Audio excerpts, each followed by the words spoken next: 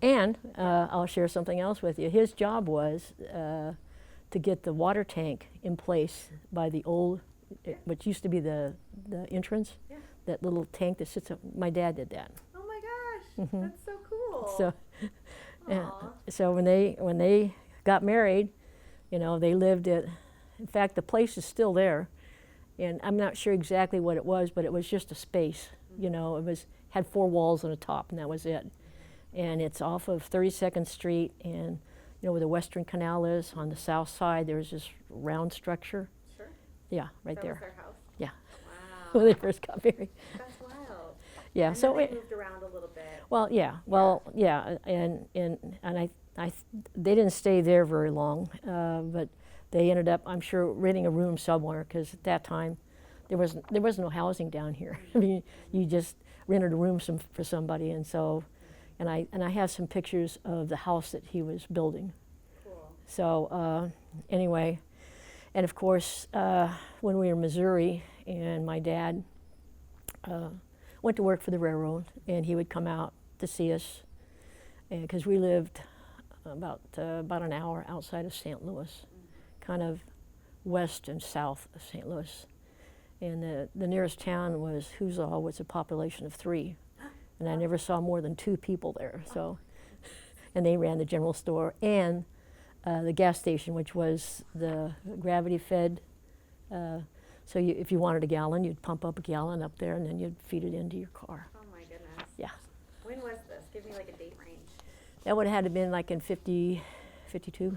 When did your family come back to South Phoenix? We came back, well, that would have been in 51, because we left Missouri probably in February, March of,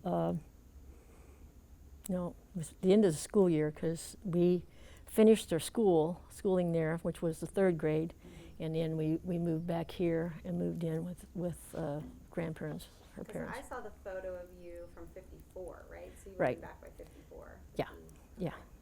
And so you lived with your grandparents.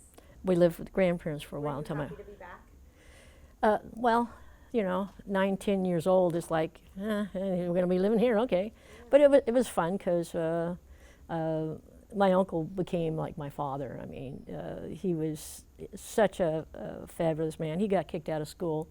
I think he made it to the 6th grade, and then he and school didn't get along. Oh. But brilliant man, you know, not formally educated, but brilliant. I mean, he was on the side in the heyday, the Manzanita Speedway.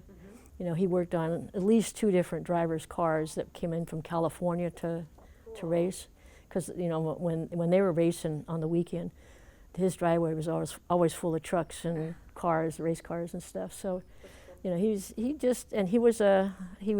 dabbled in a lot of science stuff, you know. So he built an air car one day just because he wanted to build an air car. That's cool. So, you know, he's a fascinating guy. And then he dabbled in old cars. He had a 1919 Dixie Flyer, and he finally he traded it for a Model A, all already, you know, refurbished. But his 1919 Dixie Flyer, on Sundays, he'd go out and he'd get in the front of that thing and he would crank that thing and crank it, and that thing would fire and backfire. And I don't know how much you know about older cars, but the touring cars, you had the driver's seat, okay, and the back seat was elevated, okay, so you could see over the windshield. Oh, wow. And so on Sundays, when the weather was nice, he'd crank up the car and then fill it with our friends, and we would drive through the neighborhood waving at everybody like we were in a parade. So he always took really good care of us. But he took care of, he lived on the property with his wife, and he basically took care of his parents, and along with that, he raised cows and pigs and rabbits, and then the meat he raised for all of us, okay? And so, you know, at 19 years old, I'm helping butcher, and you know, and it's just a